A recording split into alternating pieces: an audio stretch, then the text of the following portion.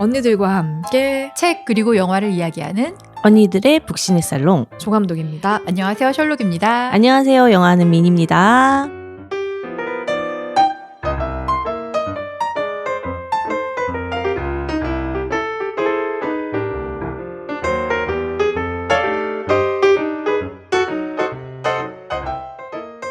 한 달 만에 다시 모였습니다, 우리. 벌써 한 달이 지났나요? 시간이 정말 쑥쑥 가요. 이 방송 나갈 때가 5월 19일이더라고요. 네, 그러니까. 5월 19일이에요. 벌써 5월 중순인데 와, 진짜 올해가 너무 빨리 가요. 엊그제 같은데 이게 말이 되는 건가요? 거기다가 우리가 5월에 엄청 바쁘잖아요, 지금. 어떻게들 지내고 계세요?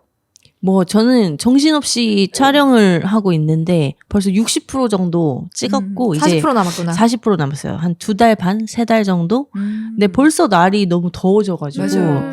그리고 올여름에 비가 되게 많이 온대요. 맞아요. 그래서 지금 너무 걱정을 하고 있습니다. 지금도 계속 비가 오락가락 맞아요, 하면서 맞아요. 내리니까 아니 5월엔 이렇게까지 비가 자주 안 왔던 것 같은데 이상하게 맞아요. 올해 비가 많이 내려요. 그리고 날씨가 예측을 할 수가 없어요. 동남아 그쵸. 같아, 그죠? 진짜 정말 동남아 같아. 후덥지근하다가 갑자기 춥고 갑자기 날씨가 예측도 할 수 없고 그 보니까 세계적으로 기상 이변 때문에 어떤 지역은 엄청 한파가 지금 호주는 완전 한파고 지금 동남아는 완전 폭우고 폭염에다가 날씨가 엄청 심각하더라고요. 우리만 그런 게 아니었구나. 그러니까.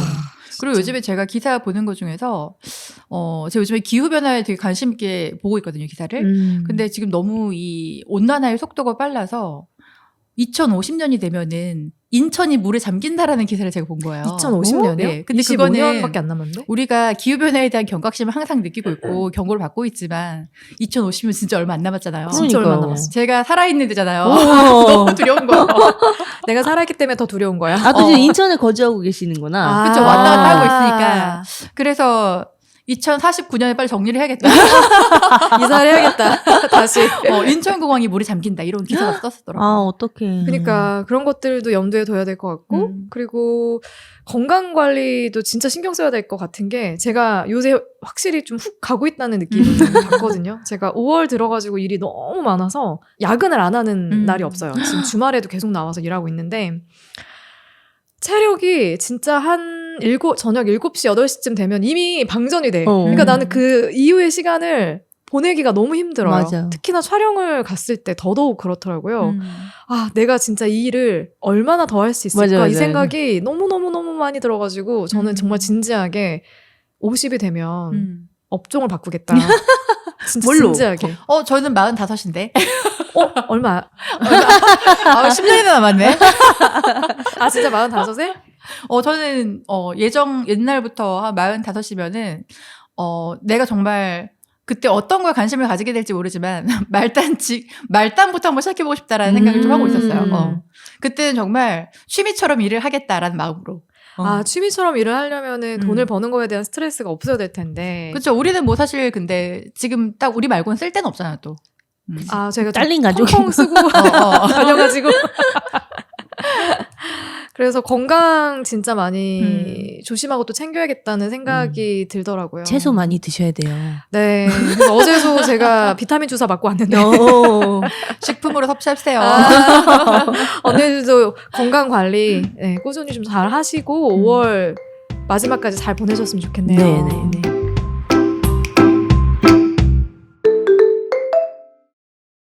오늘 방송이 나가는 5월 19일은 마침 하루 전날 특별한 우리가 기념일을 또 갖는 날이잖아요. 그렇죠.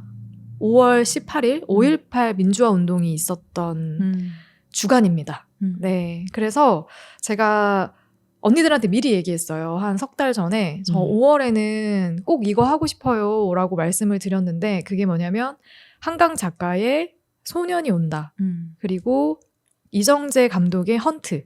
이 두 작품을 같이 매치해서 얘기를 해보고 싶다라고 미리 말씀을 드렸어요. 그래서 오늘은 정말 너무 다행히 녹음을 할 수 있게 돼가지고 우리 너무 바빠요. 스케줄 맞추기가 여간 힘들지 않나요? 맞아요. 저희 휴방할 뻔했거든요. 근데 겨우겨우 지금 짜맞춰가지고 저희가 겨우 짜냈어 스케줄을. 그래서 오늘 한강 작가의 소년이 온다를 가지고 이야기를 할 겁니다. 이 책은 5.18 광주 민주화 운동 당시의 이야기들을 정말 세세하게 담고 있거든요. 그래서 철롱님이 너무 힘들어했어. 정말 너무 힘들었어요. 아. 역대급이었어요. 정말. 이게 자꾸 장면들이 상상이 되니까. 맞아요. 그래서 아마 보시면서 읽으시면서 그러니까 철롱님이 워낙 상상력이 뛰어나잖아요. 그래서 아마 더 힘드셨던 것 같고 저는 상상이 되다가 어느 순간에 그냥 이렇게 좀 다시 현실로 돌아오는 그런 편이어서 좀 힘들다가도 좀 지나면 괜찮아지거든요. 금방 잊어버리기도 하고. 그래서 저는 책 굉장히 감명 깊게 읽었고 그리고 언니들이랑 꼭 이 책으로 이야기를 해보고 싶다, 나눠보고 싶다는 그런 욕심이 있어서 이번에 선정을 하게 됐습니다. 네. 먼저 이런 질문 한번 드려보고 싶어요. 5월 18일은 민주화 운동이 일어났던 달이잖아요. 혹시 언니들은 5.18 민주화 운동을 어떻게 기억하고 있었어요, 그동안? 저는 일단 5.18 민주항쟁을 다룬 민주화 운동을 다룬 굉장히 많은 작품들 있잖아요. 그래서 뭐 택시 운전사도 그렇고 화려한 휴가도 그렇고 뭐 1987도 그렇고 영화를 보면서 아, 너무 가슴이 아프다. 그리고 은연중에 사실 이런 역사 속의 사건을 마주하면은 사실 지금의 민주주의를 사실 우리가 이렇게 누릴 수 있는 거는 그분들의 사실 어떤 희생들이 있었던 거잖아요. 맞아요. 근데 알게 모른 죄책감과 미안함이 항상 와서 이런 영화는 저한테 굉장히 힘든 영화여서 사실 즐겨보는 편은 아니었거든요. 그리고 사실 저희 아빠가 경상도 분이신데 어머니가 광주 분이세요. 완전 전라도와 경상도에 딱 맞아요. 예. 그게 있는. 근데 서울에서 근무를 하다 두 분이 만나셨는데 아버지가 하필이면은 80년 5월에 광주에 외할아버지한테 인사를 드리러 갔다가 이 시기에 딱 가셔서 어릴 때부터 말씀을 좀 많이 하셨던 것 같아요. 그래서 저희 아빠는 광주에 절대 안 가세요. 절대 안 가시고 살면서도 안 가시고 그래서 저는 어렸을 때 들으면서 핑계라고 생각했거든. 외갓집 가기 싫으니까. 집으로 막 초대하고 자기는 안 갑니다. 그래갖고 구체적인 말씀 안 해주셨는데 그런 사건이 있었구나라는 건 사실 어릴 때부터 많이 들었던 것 같아요. 사실 저희 세대는 이걸 직접 겪지는 못했잖아요. 맞아요. 그래서 저는 지금 이 사건이 이번에 검색을 해보니까 법정 기념일로 제정된 것도 97년이나 돼서야 맞아요. 뒤늦게 이제 인정을 받았던 거고 이 사건 자체가 사실 굉장히 시시했던 사건이고 인정을 못 받았던 거여서 저는 사실 대학에 들어가서 그제서야 이제 성인이 돼서 미디어로 좀 처음 접했던 것 같은데 생각해보면 중고등학교 때도 교과 과정에서 막 크게 비중 있게 배웠던 것 같지는 않아요. 맞아요. 그냥 뭐 12.12 사태, 4.3 항쟁 뭐 이런 것처럼 5.18도 약간 수능 보려고 외우는 숫자의 사건 뭐 그런 거 중에 하나였지 정확히 뭐 그냥 전두환이 뭐 이렇게 나쁜 짓 했어 뭐 요 정도지 이게 어떤 정확한 만행이 있었고 뭐 그 새끼 죽일 놈이야 막 이 정도였지 그 정확하게 디테일하게 알 수는 없었는데 근데 그 이제 성인이 되고 나서 그 많은 영화들이나 또 책이나 이런 미디어들을 보면서 관심을 갖고 인터넷을 찾아보고 이게 이런 일이었다고? 이런 일이 말이 되나? 우리나라에서 이런 일이 일어났다고? 그리고 이게 불과 뭐 한 3, 40년밖에 안 된 일이라고? 이런 것들이 너무 이 사건의 진실을 알게 되면서 되게 충격적이었고 그리고 또 이 피해자와 그 피해자의 가족들이 너무 많이 살아있잖아요. 아직도. 맞아요.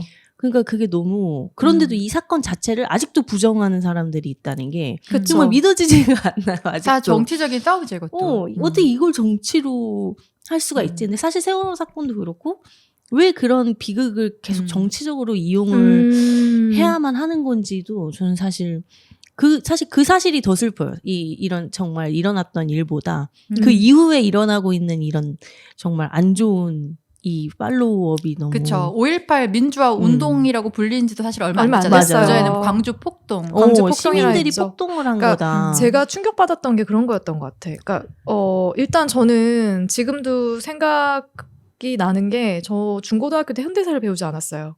현대사는 선택 과목이었어요. 진짜요? 네. 선택 과목이었습니다. 우리는 배웠던 것 같은데. 네. 현대사 저도 근데 안 배웠던 것 같아. 선택 국사는 과목이었고 배웠는데. 현대사를 배운다고 하더라도 여기까지 안 가요. 여기까지 가지 않고 그 전에서 끝나요. 그 뒤는 선택이에요. 셜록님은 저희는 배웠어요. 그래서 저희는 5.18 항쟁에 대해서 민주화 운동에 대해서 PPT 해갖고서 발표도 다 했었고. 진짜? 네. 한국에서? 네. 되게 다를 수도 있겠다, 지역마다. 그러니까 그때는 별 생각이 없이 그냥 졸업을 했는데 지금 생각하면 그 교과 과정 자체가 정치적이잖아요. 그러니까 정권을 잡고 있는 그 정치권에서 자기들의 치부가 드러나지 않는 그러니까 수업을 해야 되기 때문에 현대사를 다루는 걸 굉장히 민감하게 생각했고 그래서 그런 것들을 아예 학생들이 모르고 자라게끔 그렇게 만들려는 분위기가 분명히 제 세대까지만도 있었어요. 그래서 이런 게 되게 알아야 되는데 우리가 알아야지 기억도 할 수 있고 앞으로 비슷한 일이 일어났을 때 대처도 할 수 있는데 아예 모르게 막아버렸던 기억이 있기 때문에 그게 되게 화가 났고 지나고 나서 그리고 여전히 민주화 운동 자체에 대해서 왜곡되게 교육을 받는 입장에 있는 사람들은 그거 빨갱이 폭동이라고 그렇게 표현해요. 맞아요. 그러니까 북한군이 주도해가지고 일어난 그런 항쟁이고 항쟁이라고도 안 하죠. 그렇기 때문에 그냥 거기 있는 사람들을 당연히 진압해야 했고 죽여야 했고 그게 너무나 정당한 일이다라고 기억을 하고 있는 거예요. 근데 현재도 지금까지도 그렇게 믿고 있는 사람들이 다수다라는 맞아요. 것이 그렇죠. 그리고 사실 대다수가 관심을 안 가지고 있죠. 그게 제일 중요한 것 같아요. 관심을 가져야 되는데 관심을 안 가지니까 사실 저는 전두환이 살아있을 때는 그렇게 막 가끔이라도 뉴스에 나올 때마다 저 죽일러 저 죽일러 막 이랬는데 전두환이 또 이제 죽고 나니까 오히려 더 생각이 잘 안 나요. 그러니까 오히려 자꾸 이 미디어에서 나오는 그런 빈도수가 떨어지고 그냥 매년 그 5월에 그 중순에 딱 그 하루 말고는 크게 사람들이 이거에 대한 어떤 뭐 생각이나 문제점을 다시 상기하고 복귀하지 않는 것 같은. 그렇죠. 나한테 사실 영향을 주지 않으면 사실 우리는 그렇게 신경 쓰지 않고 살아가니까. 그나마 최근에 이슈가 됐던 거는 이제 전두환의 손자 전우원 씨가 한국을 방문하면서 그러면서 내가 대신해서 할아버지를 대신해서 사과하겠다라고 해서 실제로 광주에 내려가가지고 시민들 앞에서 막 큰절하고 사죄하고 그랬잖아요. 근데 이걸 또 어떻게 매도해버리냐면 이 사람 마약쟁이다. 그것도 그렇고 사실 저는 깜짝 놀랐던 게 이게 사실 이제 우리가 안 겪은 일이다 보니까 무관심할 수도 있지, 이 사건에 대해서는. 근데 전우원이라는 사람을 보고서 대다수의 사람들이 평이, 댓글들 보면은 잘생겼다. 홍콩 모델 같다. 거의 그러니까 어떤 역사적인 평이나 약간 이 사람에 대한 행동에 대한 어떤 평은 한 개도 없고 외모로 사실 찝을 많이 하니까 좀 굉장히 충격이었어요. 약간 가십이 된 건 아쉽지만 안타깝지만 그래도 그 광주에 계셨던 분들은 눈물을 흘리시더라고요. 그쵸. 와서 그렇게 큰절하고 죄송합니다 하니까 같이 막 울면서 화답을 하는 거예요. 그러니까 사과만으로도 되게 크게 바뀔 수 있는 것들이 많은데 그걸 하지 않는다는 게 사건 자체를 부정해버리니까 네. 얼마나 속상하겠어요. 끝까지 전두환 죽을 때까지도 빨갱이들이 그렇게 한 거다. 진짜. 정당한 거였다. 이들이 먼저 총을 쐈다. 이제 이런 식으로 폭동이었다. 라고 얘기를 하고 가버렸잖아요. 저 세상에서 보자. 진짜 한번. 그런 생각 들고요. 이 방송을 들으시는 분들이 아마 5.18 민주화 운동에 대해서 많이들 궁금해하실 것 같은데 우리 역사 선생님 일타 강사 정말 역사 선생님인 줄 아시면 어떡하죠? 저는 어렸을 때 고등학교 때 저희가 이제 현대사에서 핵심이 될 만한 이제 사건들을 발표를 하나씩 하는 게 있었는데 제가 5.18 담당이었거든요. 그래서 저희 조가 전지에다가 그림을 그리면서 사실 이거 쓰면서 준비했던 기억이 나요. 근데 전지 오랜만에 듣네. 그쵸. 진짜 오랜만이다. 지금 안 쓸 텐데. 한자한테 넣는 그때는 사람 그리고 막대기 이거 지휘봉으로 이렇게 가리키면서. 근데 준비하면서도 사실 굉장히 가슴이 아팠고 일단 사건의 발단은 고 박정희 대통령이 61년에 군사 정권의 쿠데타로 정권을 잡게 돼요. 자, 그래서 독재 정치가 쭉 이어지자 시민들이 이거에 대해 이제 봉기를 한 거죠. 열받아갖고 민주화 투쟁을 한 거죠. 자, 그런데 79년도에 박정희가 시해가 돼요. 그래서 18년 동안에 이 독재가 끝나겠구나 하고 시민들이 민주주의에 대한 희망을 딱 갖게 되는데 똑같은 방식으로 신군부가 등장을 하는 거예요. 그래서 전두환하고 노태우 대통령 같이 쿠데타를 일으켜서 정권을 장악하고 똑같이 독재를 이어가게 돼요.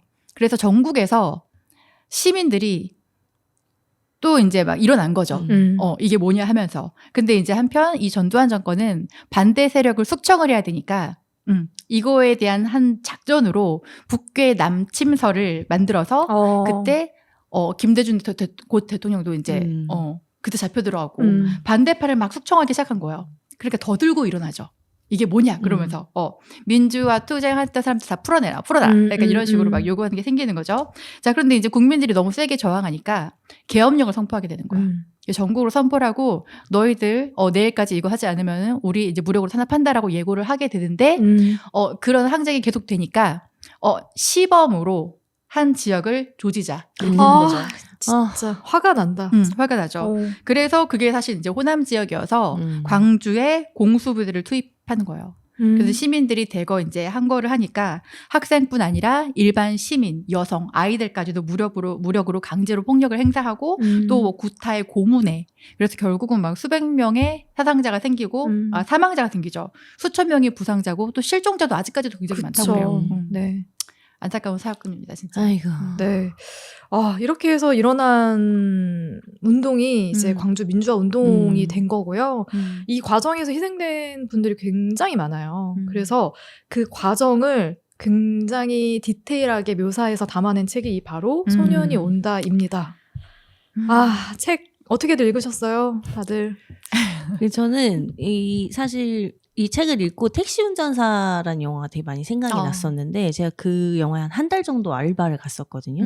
그때 그 도청 앞에서 막 시위하고 막 탄압당하는 그런 장면을 거의 한 달 가까이 찍었는데 세트를 지어놓고 진짜 너무 더운 8월 중순에 태양볕에서 막 화상을 입어가면서 찍었던 기억이 나는데 그때 그 팀이 그 영화를 준비하면서 많은 이제 고증 자료들을 봤을 거 아니에요. 이 책으로 치면 에필로그에 한강 작가가 모든 자료를 다 읽고 나서 책을 쓰겠다 했던 것처럼 그 자료들이 아직도 남아 있어요. 그래서 그 자료들을 조금 보다가 너무 충격을 받아서 제가 차마 그 한 권을 채 다 보지 못했는데 너무나 그때 당시에 그런 사진 자료나 영상 자료가 너무나 적나라하게 남아있어요. 거의 제가 뭐 독일에서 그 수용소 가서 봤던 그 사진만큼 너무 충격적이어서 이게 이 정도로 그런 유대인 학살같이 그렇게 이 광주 시민들이 학살을 당했구나. 그거를 비주얼적인 자료로 보고 나니까 이 한강 작가의 글이 자꾸 그거랑 이제 겹쳐지면서 너무너무 괴로운 거예요. 그래서 사실 이 책을 읽는 기간 동안은 너무 좀 힘들긴 했어요. 많이 힘들었죠. 그래도 촬영을 하고 있어서 촬영 중간중간을 읽는데 이게 계속 눈물이 나니까 이렇게 버스에서 좀 읽고 울고 나오면 사람들이 많이 힘들어. 일이 힘들구나. 누가 괴롭혀? 널 잡는구나. 그래서 좀 힘들어서 4월에는 되게 조금씩 끊어서 읽었고 이제 5월 돼서 좀 제가 컨디션이 돌아온 다음에 이제 또 급하게 뒤를 많이 읽긴 했는데 사실은 이 묘사가 너무 디테일하고 맞아요. 너무나 막 진짜 눈앞에 이 풍경이 펼쳐져 있는 것처럼 디테일한 묘사를 해서 근데 제가 그 안에 들어가 있는 것 같은 경험을 힘들었지만 그래도 꼭 했어야만 하는 그런 경험이 아니었나라고 생각이 들었습니다. 저는 사실 이제 이 작가님이 이 책을 집필하시면서 매일매일 우셨대요. 인터뷰할 때도 그렇고 책을 쓰면서도 그렇고 가장 계속 덮으셨다고 그러는데 저도 똑같았어요. 이게 우리가 책을 읽으면 나오는 인물들에 대해서 공감을 하고 몰입을 하게 되잖아요. 너무 이게 몰입감이 사실 크다 보니까 읽는 내내 공포스러웠고 한 번에 못 읽었어요. 덮으면 또 죄책감이 들고 미안하고 열면은 너무 공포스럽고 그래서 진짜 저도 너무너무 힘들었고 사실 이렇게 마주치고 싶지 않은 진실을 마주하는 건 항상 조금 힘겨운 일 같은데 한편으로는 사실 이게 저희가 이런 역사적인 사건은 이 후대들은 뭔가 책임감을 느낄 수밖에 없는 것 같아요. 그런데 사실 우리가 기억해야 된다라는 것도 저는 굉장히 무거운 책임이라고 생각하거든요. 맞네요. 그게 사실 되게 무거웠어요, 저한테는. 네. 기억을 해야 되는 거니까. 그치. 셜록님이 단톡방에 서부전선급이라고. 더 힘들었어, 솔직히. 더 힘들었어. 서부전선은 너무 안타깝지만. 우리나라 이야기가 딴 나라 이야기여서 괜찮았다 그랬어. 근데 이거는 정말 우리의 친구나 이웃이나 가족이나 다시 겪을 수 있는 일이고 사실 얼마 안 된 일이잖아요. 그래요. 이제 한 40년 정도 그쵸. 된 일이죠. 반세기도 안 됐네요. 그래서 저도 아마 그런 생각을 계속 책을 읽으면서 했던 것 같아요. 내가 잊고 있었구나. 또 잊고 있었네. 올해도 잊고 지나갈 뻔했네. 책을 읽으니까 아 기억해야지. 기억해야겠다. 그럼 난 뭘 할 수 있을까? 이런 생각까지도 계속 했던 것 같아요. 그래서 한편으로는 이 책을 듣고 나서 그분이 가셨잖아요. 그렇죠. 근데 언제 가나 했는데 편하게 갔어. 너무 편하게 간 것 같아서. 편하게 살다 갔지. 장수했잖아요. 그러니까요. 심지어 두통도 없었을걸요? 이놈 새끼. 이렇게 말해도 될지 모르겠지만 좀 네. 너무 화가 나더라고요. 맞아요. 그러니까 저도 좀 화가 났어요. 보면서.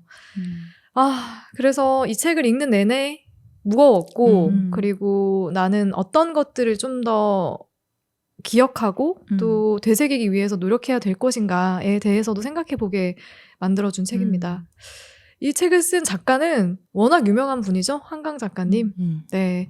책에 나와 있는 소개 자료를 좀 읽어드리면 1970년생이시고요. 국문과를 졸업하고 나서 문학과 사회에서 시를 발표하고 이듬해 서울신문 신춘문예 단편소설 붉은 닷으로 당선이 돼서 작품 활동을 시작했습니다. 장편소설로는 검은 사슴, 그대의 차가운 손, 채식주의자, 바람이 분다 가라, 히라버 시간, 소년이 온다, 여수의 사랑, 내 여자의 열매 등등이 있어요. 네.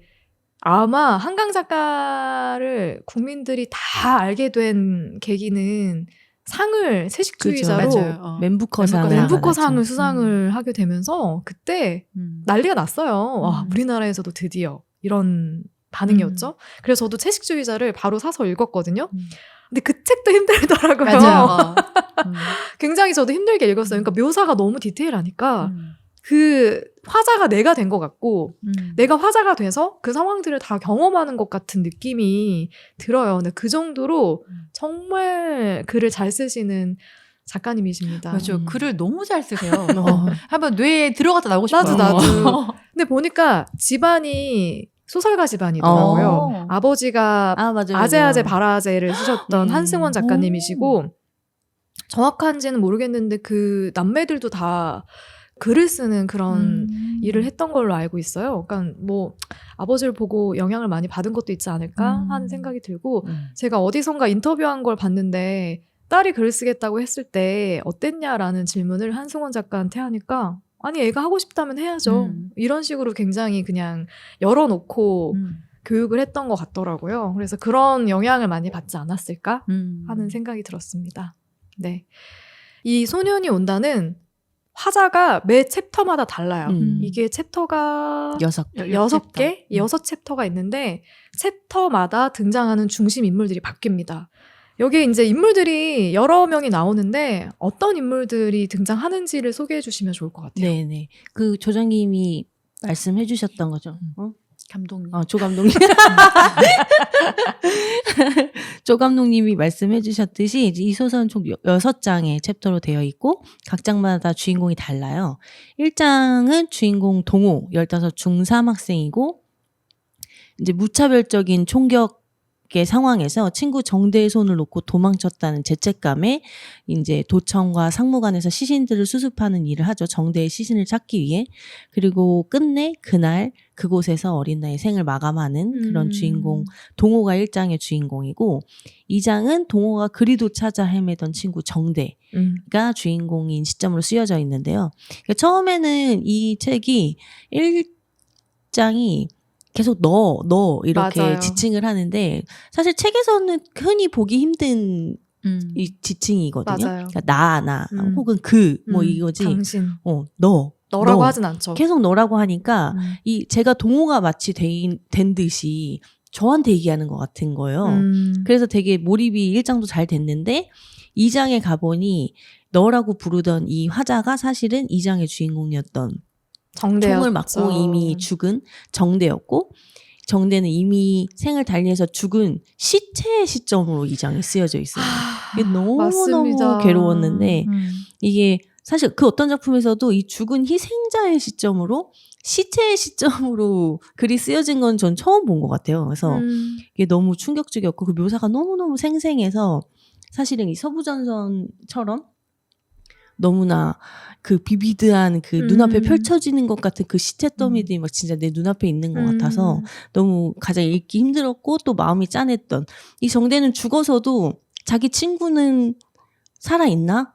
혹시 어딘가에 있는 거 아닌가? 나처럼 시체로 있는 거 아닌가? 우리 누나는 괜찮나? 계속 남을 걱정해요. 맞아. 그래서 너무 가슴이 아팠던 너무나 착하디 착한 정대가 2장의 주인공이었고 3장은 이게 다 이제 동호와 같이 그 강당에서 시신을 수습하던 맞아요. 인물들이 이제 각 챕터의 주인공인데 이제 강당에서 같이 시신을 수습하던 은숙 누나가 3장의 주인공인데 이제 10년 후에 그 일이 있은 지 10년 후에 이제는 작은 출판사의 직원이 된 김은숙 누나는 아직도 사실은 완전히 민주화가 되지는 않은 상태여서 막 그 책도 다 검열이 들어가고 뭐 영화 작품 연극도 다 검열이 들어가는 아직도 안기부에 끌려가서 네. 취조를 받는 그 시대에 살고 있는 10년 후의 은숙 누나의 시점에서 3장은 쓰여져 있습니다. 그리고 4장은 그때 또 동호와 같이 강당에 있었던 김진수라는 대학생, 남자 대학생의 남자 대학생이랑 같이 이제 그 깜빵이라고 해야 되나? 고문실로 끌려갔던. 근데 하필 총을 메고 있어서 극렬분자로 분류가 돼서 상무대 감금이 돼서 고문을 견뎌야 했던 김진수와 같이 고문을 받았던 남자의 시점으로 적혀 있는데 아무리 봐도 그분의 이름이 여기에는 나오진 않는 것 같아요. 근데 그때 그 고문의 후유증으로 김진수 씨는 결국은 이제 스스로 생을 마감하게 되고 또 이 주인공 화자도 굉장히 고통스러워하며 겨우겨우 살아나가는 그때 그 피해자들의 그 사건 이후의 삶을 보여주는 그런 인물이었고 그리고 또 5장의 주인공은 같이 시신을 수습하던 또 다른 누나 선주 누나의 입장인데 방직 공장에서 일하던 되게 순수한 어린 소녀였지만 그날 죽지 않고 이제 잡혀가서 또 고문의 후유증으로 사실 죽음보다 더한 괴로움 속에서 살아가는 그런 인물로 그 당시 여성 피해자들이 어떤 일을 겪었을지에 대해서 또 너무나 맞아요. 디테일하게 설명을 표현을 해주시는 또 어떤 마음으로 살아가고 있는지 조금이나마 알게 해줄 수 있는 그런 5장의 주인공이었고 6장은 우리 모두 눈물을 펑펑 흘리게 만들었던 1장의 주인공 동호의 어머니가 화자로 나옵니다. 이 챕터에서는 정말 계속 너무 많이 울었는데 저도요. 그날 이제 삼형제 막둥이였던 동호가 그 도청에 남겠다고 했을 때 그를 설득해서 집에 데려오지 못한 것에 평생 한이 맺혀 있던 어머니의 시점으로 쓰여져 있고 또 어머니뿐만 아니라 그 당시 서울에 있어서 막둥이를 말릴 수도 없었고 사실 그 당시 광주는 전화도 TV도 다 통제돼서 사실상 고립이 되어 있었잖아요. 그 광주란 도시가. 맞아요. 그래서 사실 큰형은 정확히 그때 어떤 일이 일어났는지도 모르고 있었다는 그 죄책감을 가지고 계속 지금까지 살아오고 있는 형이 있고 그 둘째 형은 엄마랑 같이 그 동생을 데리러 갔다가 맞아. 끝내 그 동생을 데리고 오지 못한 그 죄책감에 이제 살아남은 사람들도 맞아. 괴로워한다. 그런 이제 피해자의 가족들의 심경을 알 수 있게 쓰여져 있는 마지막 6장이 이제 동호의 어머니의 시점으로 쓰여져 있습니다. 이게 너무 슬퍼요. 너무 슬퍼요. 아니 제가 이 책을 5월 5일날 어린이날에 이제 전주에 다녀왔거든요. 부모님 뵈러 조카들이랑 KTX에서 읽었어요. 근데 옆자리에 이제 사람들이 앉아있잖아. 근데 내가 이 책을 읽는 게 눈물이 계속 나는데 눈물을 보이고 싶진 않은 거야.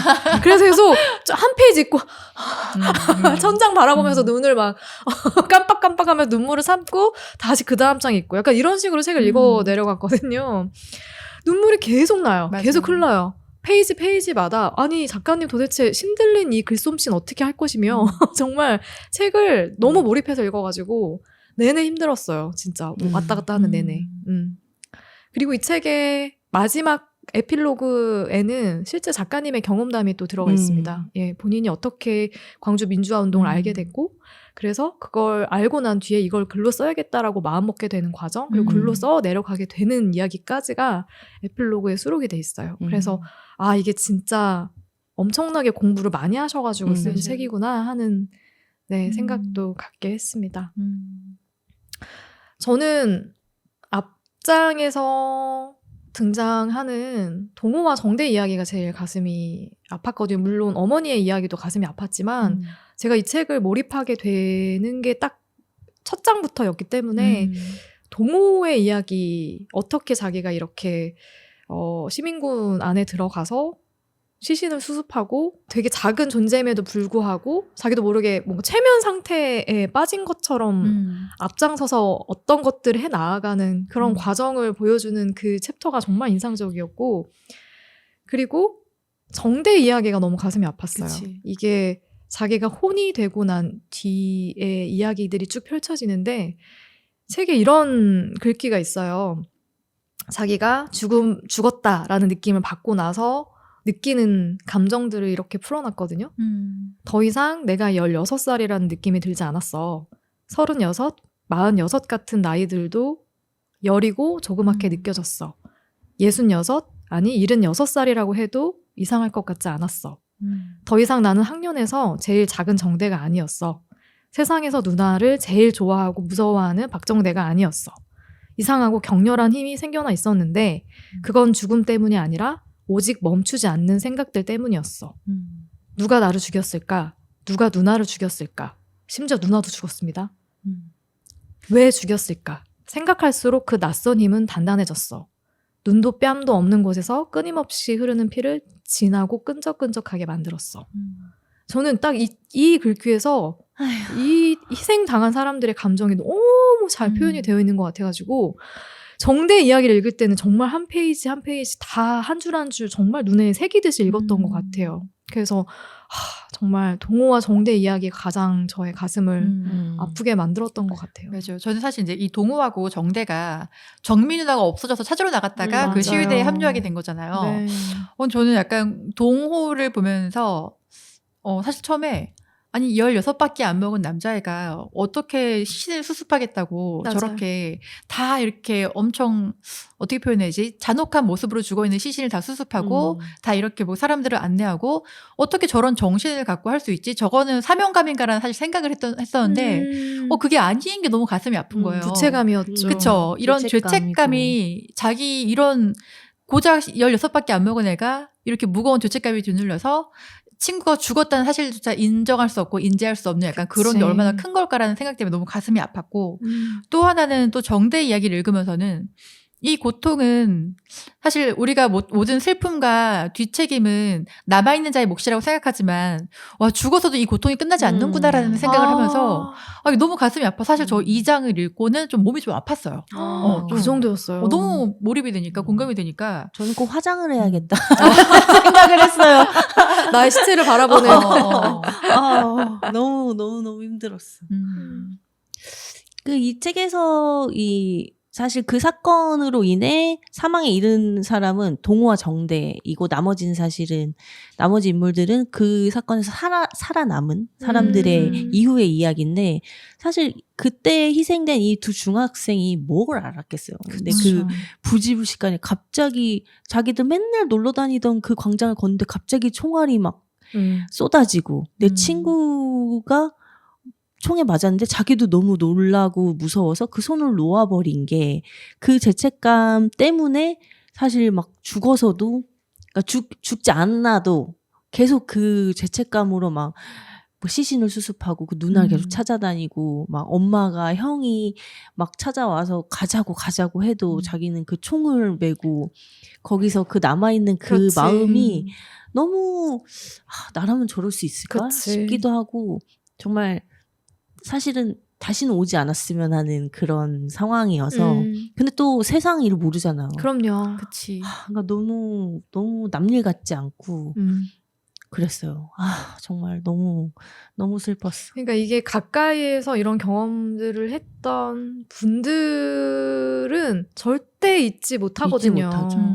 트라우마가 될 수밖에 없고 그리고 그 기억을 안고 평생 살아가는데 그 기억이 틀려. 아니야. 내가 맞아. 라고 만약에 힘이 있는 자들이 이야기한다면 그 상처는 그 아픔은 또 얼마나 클까 하는 생각을 보는 내내 했던 것 같아요. 동호와 정대의 이야기도 너무너무 인상적이었고요. 혹시 철롱님이 저는 네. 5장에 있는 밤의 눈동자 선주의 이야기를 읽으면서 뭔가 한 대 딱 맞았어요. 이 내용을 잠깐 설명드리면 선주는 이제 그 상무관에서 동호하고 3장에서 소개되는 이제 은숙이하고 같이 시신을 수습하는 일을 같이 했는데 상무관에서 체포가 되죠. 근데 이제 과거에 여공이었고 또 노조에 합류하고 있었다는 이유만으로 빨갱이로 몰리면서 특히 또 여성이기 때문에 더 가혹했던 또 고문을 또 견뎌내죠. 그리고 이제 계속 하혈을 하게 돼요. 그러니까 그게 거의 그 평생을 사실 그런 후유증을 갖고 살아가야 되는 거예요. 근데 이제 시간이 흘러서 5.18 민주화 운동에 대해서 논문을 쓰겠다고 어떤 작가한테 인터뷰 요청을 받는데 계속 거절을 하니까 녹음기를 보내는 거예요. 이야기를 담아달라고. 자, 근데 결국은 녹음을 하지 못하고 녹음기를 이제 반송을 하는 약간 이런 얘기가 담겨 있는데 사실 저는 이게 제가 겪은 일은 사실 아니니까 3장에서의 은숙이처럼 이런 일이 있으면 당연히 기억하고 알리고 왜 이걸 잊으려고 그러지? 전 그런 사람들을 이해 못한다라는 사실 입장이었던 것 같아요. 근데 이 책을 읽으면 사실 이렇게 우리가 간접적인 경험조차도 이렇게 괴로운데 직접 이거를 너무 이게 마주하기 싫은 건데 직접 이걸 겪은 사람들은 이게 얼마나 큰 무게일까? 나의 기억의 무게도 이렇게 무거운데 삶의 무게는 이 생존의 무게는 얼마나 큰 걸까라는 생각이 자꾸 드는 거예요. 그래서 계속 내가 말로만 피해자들을 뭐 헤아리고 약간 이런 말을 그냥 계속 했었는데 과연 그게 맞는 걸까라는 생각이 들면서 뭔가 한 대 딱 맞는 생각을 좀 들었던 거예요. 그래서 그런 피해자들한테는 그래 살아있는 것도 너무 죄스러울 수 있고 그들한테는 그 생존 자체가 용기일 수 있는데 나는 어떻게 이제 이들을 접근하면 좋을까? 이들을 대하면 좋을까라는 생각을 좀 많이 하게 됐던 챕터 같아요.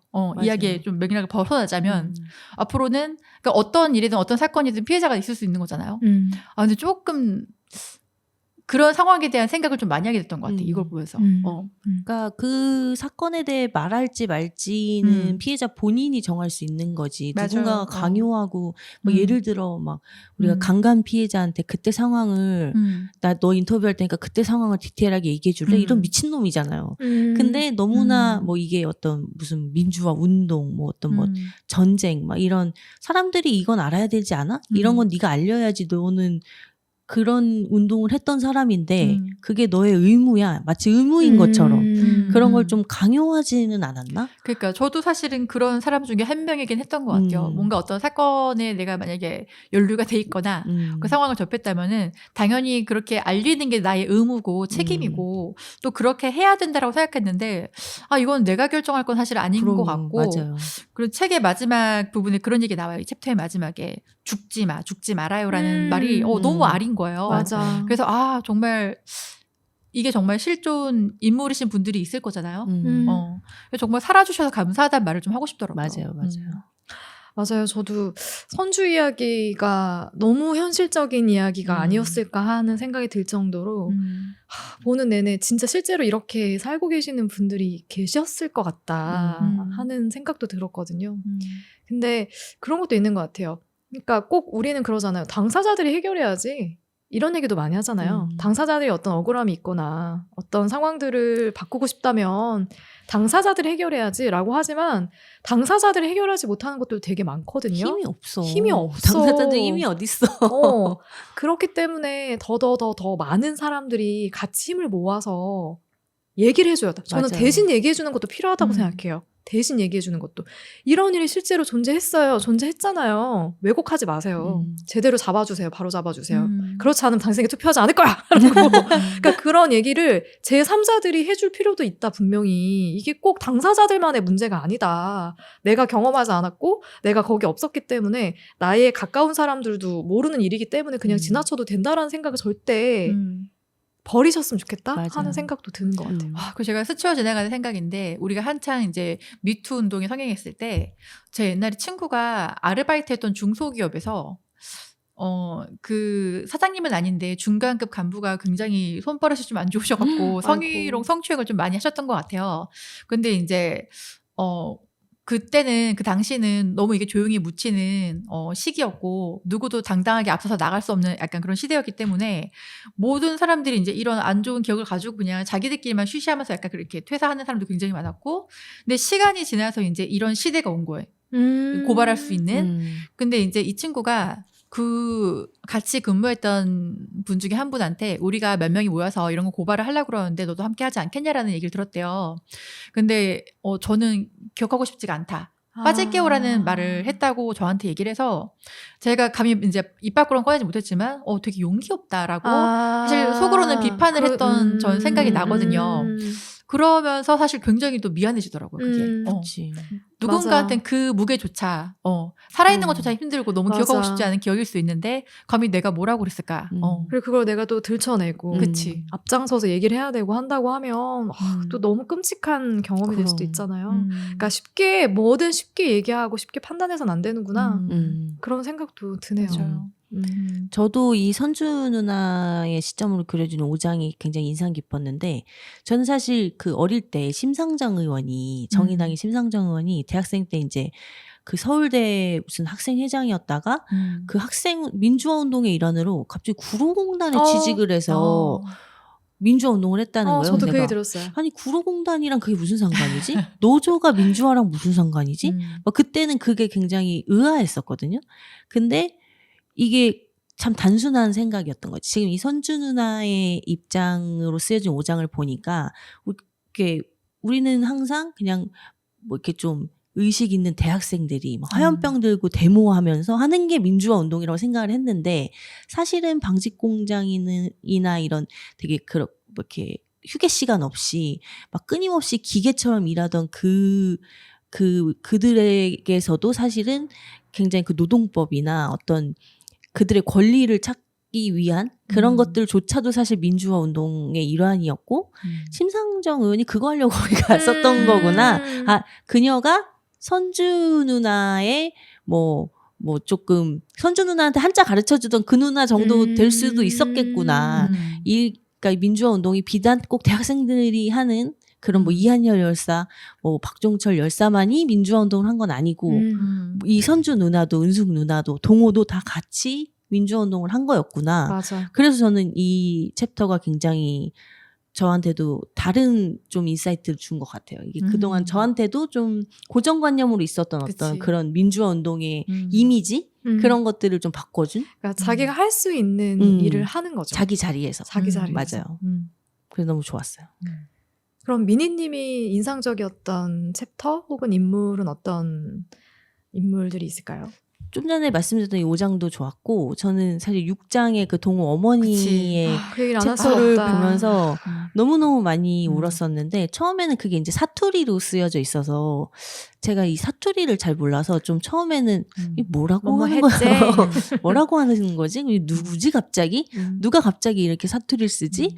하고 이제 읽다 보니까 이 엄마인 거를 눈치채면서부터 바로 눈물이 막 줄줄줄 나는데 너무 이제 아들을 먼저 보낸 것조차도 너무 괴로운데 본인이 그날 그 아이를 어떻게든 끌고 나왔어야 하는데 라는 그런 죄책감 그거를 죽기 전까지 계속 갖고 사셨던 그리고 이제 죽기 직전에는 살짝 정신줄도 놓으셨던 것 같다는 그 항상 봄에는 정신줄을 좀 놓으셨다가 여름에 다 잡고 뭐 가을엔 또 좀 괜찮아졌다가 겨울엔 또 시름시름 앓으시는 그 1년의 사이클이 자기 막둥이를 그렇게 보내고 나서 계속 되었다고 어머니가 그렇게 그렇죠. 쓰여져 있는데 너무너무 슬펐어요. 그렇죠. 이제 이 어머니가 그러니까 작은 형하고 그 상무관에서 시신 수습하고 있는 동호를 데리러 갔다가 군사들이 가라고. 그때 군사가 맞나요? 아니요, 시민군이었는데. 시민군이었죠. 시민군이 가라고. 가면 죽는다고. 죽는다고. 죽을 거면 들어가라고 했더니 작은 형이 들어가겠다고 하니까 엄마가 아니라고 한 명이라도 살려야 되니까 끌고 갔는데 이제 그날 간 거죠, 동호가. 그러니까 엄마의 마음은 그러니까 작은 형은 동생을 구하러 데리고 가려고 가고 싶어 했는데 왠지 진짜 들어가면 둘 다 죽을 것 같으니까 한 애라도 살려야겠다는 마음으로 사실은 거짓말한 거지. 아니 이따 온다고 했으니까 올 거야 라고 이게 어르고 달래서 데리고 왔는데 작은 형은 그게 또 부채감이 된 거지. 그쵸. 내가 그때 그치. 가서 내가 죽더라도 얘를 데리고 나왔으면은 이렇게 평생 아픈 기억으로 남진 않았을 건데 그때 그걸 못 해가지고 평생 자기도 부채감을 갖고 사는데 제사상을 차릴 때마다 아버지와 동호회 제사 날이 될 때 아버지의 길이 될 때마다 형이랑 이제 큰형이랑 작은형이 싸우는 거지. 큰형이 너 그때 왜 얘를 막 그러면서 작은형은 넌 여기 있지도 있지 않았잖아. 우리 서로에게 하는 얘기일 수도 있어. 너 있지도 않았으면서 우리한테 왜 그때 못했냐고 얘기하는 거야? 막 이렇게 얘기하는 것처럼 그런 과정을 어머니가 다 지켜보면서 너무 마음이 아픈 거죠. 그러니까 동호회에 대한 그리움도 커지고. 그치. 어머니, 그러니까 저는 이제 그 한편, 이 엄마한테, 너무 이제 몰입이 되니까, 엄마한테 그래도 아들이 둘이나 더 있어 너무 다행이다. 이 생각이 들고. 총 셋이었지. 그쵸. 막둥이 아들 빼고. 셋인데. 하면 그 생각도 들고, 처음에 이제 보내고 엄마 이야기가 시작됐을 때, 이미 한 장만 넘겨도 눈물이 날 거라는 걸 사실 알았거든요. 그러니까 엄마가 너무 엄마 말투로 그대로 나오잖아, 사투리가 담담하게. 근데, 이 엄마는 앞으로 어떻게 살아가지? 이 아이를 잃고, 이 죄책감을 안고 어떻게 살아가지? 그리고 이 엄마한테 더 큰 아픔이 있을까라고 사실 느꼈는데, 이 어머니가, 이제 유족이 되잖아요. 그래서 유족들 막 시위도 나가고 엄청나게 할 수 있는 건 다 하세요. 네. 근데 사실 그런 모든 이런 행동들 자체가 너무 슬픈 거야. 근데 거기서 막 이제 막 표장을 하다가 이런 얘기 나오거든요. 날개가 달린 것 같이 형사들 책상 위를 공중공중 건너갔다. 벽에 걸린 살인자 사진을 끌어내렸다. 밟아 부순 게 발이 유리가 박혔다. 눈물이 흐르는지 피가 튀는지도 몰랐다. 이런 말이 나와요. 근데 그 어떤 고통을 느낄 수 있을까라고 제가 생각했을 때 이게 나와서 눈물이 주룩주룩 나는 거예요. 맞아. 나도. 그러니까 자식을 잃은 그 슬픔이 되게 큰 거고, 그러니까 나는 사실 민주화 운동이고 뭐고 잘 모르겠고, 너네가 내 자식들 억울하게 죽였잖아. 사과해, 그거 사과하라고. 약간 이런 마음이 되게 큰 건데, 어느 순간 자기가 이제 마치 맨 선두에 서서 어떤 운동을 하는 사람처럼 돼버린 거죠. 그러니까 그런 상황들을 받아들이게 되는 순간들도 분명히 나오고. 그러니까 너무 사실 이 챕터를 읽으면서 화가 났던 게, 아니 도대체 뭘 위해서 이렇게 하는 거지라고는 생각이 자꾸 드니까 계속 분노했고 읽으면서. 제가 또 기억에 남았던 게 은숙이 이야기 중에서 은숙이는 이 친구는 여기서 아마 살아남아서 결국에는 고문을 받진 않았을 거예요. 그쵸. 여학생이라고 해서 이제 보내줬었던가. 그래서 출판사에서 일하면서 생활을 하는데 그러면서도 자꾸 자기 자신에 대해 생각하는 거야. 나는 정말 어떤 사람인가에 대해서 나는 적극적으로 앞서서 이렇게 먼저 떠난 동호처럼 그렇게 할 수 있는 사람은 아니었는데 그럼 나는 지금 계속해서 어떤 마음으로 어떤 행동을 해야 되는가에 대해 생각을 하는 거예요. 그때 이제 이 은숙이란 인물이 마주하게 되는 사람들이 있어요. 출판사 사장, 출판사 대표도 있고 그리고 검열을 피해가지고 이렇게 간접적으로 민주운동을 하는 그런 작가가 하나 있었어요. 그래서 그 작가가 이제 글을 써가지고 그 희곡을 만들어서 그걸 공연에 올리려고 했었는데 계속 검열을 당하는 거죠. 그리고 계속 쫓겨다니는 몸이에요. 이제 수배가 내려졌나 보죠. 그래서 쫓겨다니면서 글을 써가는데 이제 그런 과정들을 보고 은숙이가 생각을 하는 거예요. 군중의 도덕성을 좌우하는 결정적인 요인이 무엇일까에 대해 생각을 하는 거예요. 흥미로운 사실은 군중을 이루는 개개인의 도덕적 수준과 별개로 특정한 윤리적 파동이 현장에서 발생된다는 것이다. 어떤 군중은 상점의 약탈과 살인 강간을 서슴지 않으며 어떤 군중은 개인이었다면 다다르기 어려웠을 이타성과 용기를 획득한다. 후자의 개인들이 특별히 숭고했다기보다는 인간이 근본적으로 지닌 숭고함이 군중의 힘을 빌려 발현된 것이며 전자의 개인들이 특별히 야만적이었던 것이 아니라 인간의 근원적인 야만이 군중의 힘을 빌려 극대화된 것이라고 저자는 말한다. 라고 앞에서 이제 어떤 책들을 보면서 느꼈던 생각들, 감정들을 이렇게 써내려가는 대목이 있거든요. 그러니까 그걸 보면서 계속 그 생각을 하는 거죠. 분명히 광주 민주화운동 그 현장에서 그렇게 서슴지 않고 총을 쏘고 구타를 했던 사람도 인간이고 그리고 반대의 진영에서 민주 투쟁을 했던 사람들도 인간이고 근데 같은 인간들이 누군가는 이런 특성이 발현이 되고 누군가는 이런 특성이 발현이 되고 하는 그런 모습들을 보면서 되게 여러 복잡한 생각들이 드는 거예요. 그치. 그러면서 나는 과연 그런 상황이 되면 어떻게 대처를 할까? 나는 어느 군중에 속하게 될까? 이런 것도 좀 생각해보게 만들어줬던 것 같아요. 아, 어려워요. 근데 진짜 그거는. 이게 제가 여행 가서 학교 선배를 만난 적이 있었는데 너무 처음에는 그 선배를 만났다는 반가움에 막 신나서 얘기를 하다가 그때 보라카이였는데 어떻게 하다가 이 얘기가 나온 거예요. 5.18? 5.18, 5월이었던 것 같아, 생각해보면.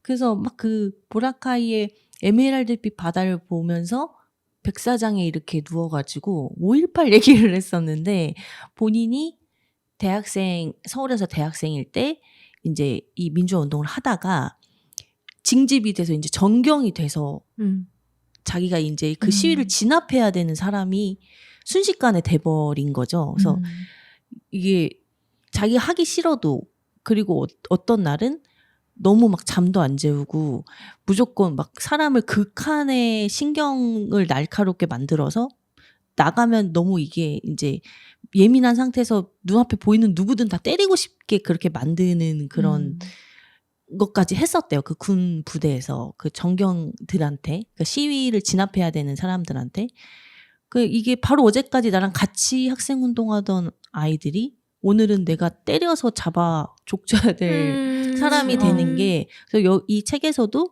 사실 그렇게 우리를 막 이렇게 탄압하고 했던 그들이 그 어떤 막 큰 악의를 가지고 자기들이 막 큰 대의를 가지고 한 거는 아니다. 뭐 보너스 좀 더 받으려고. 뭐 베트남전 가서 뭐 참전 용사로 뭐 베트공 좀 더 죽였다고 뭐 훈장을 받거나 뭐 보너스를 받았던 그 기억에 여기서도 몇 명 더 족치면 돈을 더 주겠지 하면서 사실 어떤 대의 명분 없이 아무 생각 없이 움직인 사람이 더 많았다는 얘기를 보면서 아 그때 그 선배가 생각이 나면서 이게 그럼 이건 누구를 위한 그러니까 저도 뭐였을까? 그때 기사를 한번 봤었는데 이렇게 공수부대나 이렇게 투입을 하기 전에 얘들한테도 사실 뭐 사명감이 있어야지 사실 일을 할 수 있으니까 저들은 빨갱이다라는 세뇌를 되게 많이 시켰대요. 맞아요. 저도 이 얘기 들었어요. 그러면 당연히 이들은 그게 사명감이잖아요. 내가 당연히 해야 될 일이고 심지어는 가장 잔혹하게 고문을 하는 이 변사들한테 포상까지 내리고 했다고 하니까 얼마나 자기들은 그게 너무 대단한 일이고 당연히 해야 될 일이라고 생각했겠어요. 그러니까 그게 되게 어렵지만 그런 생각을 정말 끊임없이 해야 되는 것 같아요. 지금 나에게 주어지는 이런 어떤 상황들이 올바른 것인가? 나에게 내려지는 어떤 명령이라고 표현하는 게 맞은가? 어떤 걸 해야 된다라고 이야기하는 목소리들이 옳은 것인가? 그런 거를 끊임없이 생각을 해야 되는 것 같아요. 아, 근데 그조차도 어려울 것 같아. 이런 맞아. 상황이면은. 그저 따라가야 되는, 그러니까 그저 따라가기만 이제는 그런 시대를 우리가 겪었기 때문에 교훈이 그치. 생겼잖아요. 그러니까 그런 거를 계속 바라봐야 되는 것 같아요. 이 책에서도 되게 가슴 아팠던 게 정작 그 도청을 지키고 있던 시민군들은 총은 가지고 있었지만 사실 그 총을 쏜 사람은 거의 없었고 없었죠. 그리고 그 이제 시위를 하던 여공들도 설마 우리가 옷을 벗으면 브래지어만 벌거벗은 여자들을 막 잡아가지 않지 않을까? 그러니까. 하고서 막 다 같이 옷을 오자마자 벗었는데 바로 때려. 때리고 장파열 되고. 그러니까. 그러니까 우리가 생각할 때 인간의 도리라는 게 있으니까 어. 그건 지켜주겠지 했는데 그게 그런 아닌 게 안 거지. 되는 그런 시대였다. 그리고 그 사건의 수습이나 약간 이런 것도 거의 다 시민들이 했다라고 알고 있어서. 네. 안타까운 이야기들이 굉장히 많이 맞습니다. 수록이 돼 있습니다. 네. 그리고 이 소설의 에필로그인 눈 덮인 램프는 작가 자신의 자전적인 이야기라고 해요. 여기서 보면은 잠깐 나오기는 하는데 부모님들이 이제 옆방에서 수근수근 하는 소리를 작가가 들은 거예요. 근데 알고 보니까 이제 광주 민주화 운동의 상황들을 같이 나눴던 거고 보니까 고모가 결혼할 뻔한 남자가 희생당했던 이야기까지도 전해 듣게 됐던 것 같아요. 그래서 그 남자의 와이프가 임신한 상태로 아이와 함께 죽을 맞은 거죠. 총에 맞고 죽었는데 심지어 아이는 엄마가 죽고 난 뒤에도 얼마간 살아있었다. 라는 그런 이야기까지 전해 듣게 된 거였는데 생각해보면 고모가 그 사람이 그 여자가 됐을 수도 있다라는 그치. 거를 작가가 깨닫고 너무 끔찍하다라는 느낌을 받은 거죠. 그러면서 이 이야기를 나는 글로 써야겠다. 그렇게 해서 이 책이 나온 거죠. 그 과정들이 뒤에 수록이 되어 있는데 그런 것 같아요. 결국에는 나와 먼 얘기라고 생각하면 우리가 소홀해지는 것 같고 이게 정말 내 가까이 있는 누군가의 이야기가 될 수도 있다라고 생각하면 기억하게 되는 것 같은데 그러다 보니까 저는 결국 우리가 이렇게 무고하게 희생당한 우리 이웃들을 기억하는 게 굉장히 중요하지 않을까 싶더라고요. 그래서 5.18 기념재단에도 좀 들어가서 후원도 좀 할 수 있으면 해보고 그리고 기억할 수 있는 어떤 캠페인이든 어떤 행위에 함께 동참할 수 있는 그런 과정들도 좀 가져보면 어떨까 이런 맞아요. 생각이 들었는데 어떠세요? 언니들은 우리가 5.18을 좀 기억하기 위해서 어떤 노력들을 더 하면 좋을까 싶어요? 이렇게 이야기 나누는 것도 저는 굉장히 도움이 되는 것 같고 왜냐면 사실 혼자는 절대로 마주할 수 없는 현실이잖아요. 너무 괴로운. 너무 괴롭지만 사실은 알고 가야 되는 건 맞는 것 같고 사실 예전에는 우리가 어렸을 때 학교에서 어디 기념관, 추모관 가면 그런 데 왜 가지라는 생각을 많이 했었는데 맞아요. 지금 사실 시간이 많이 지나 생각해보면 너무 필요한 것 같아요. 맞아요. 역사는 기억돼야지 사실 우리가 갈 수 있는 길을 더 잘 갈 수 있는 것 같고 그럼요. 사실 영화들도 보면은 이렇게 비극을 다뤄 있는 영화들도 많잖아요. 사실 전 제 취향이 아니라고 해서 좀 많이 안 보긴 하는데 접할 수 있으면 사실 많이 봐서 공유를 하는 건 맞는 것 같아요. 맞아요. 맞습니다. 그게 아무리 괴롭고 힘든 기억이어도 이제 잊지 않고 최소한 매년 그날만이라도 이렇게 그때 일을 언급하고 상기시켜서 사실 지금 요즘 친구들 요즘 친구들은 이런 일이 일어날 수 있다고 상상도 못 할 거예요. 그러니까 앞으로 이런 날, 설마 옛날이니까라고 하겠지만 우리가 우크라이나 러시아 전쟁이 일어날 줄 몰랐고 아직도 사실은 우리의 그러니까 우리가 잘 인지하지 못하는 사각지대에서는 계속 내전이 일어나고 사람들이 죽어가고 있는데 사실 우리가 그거를 안 보고 있는 거잖아요.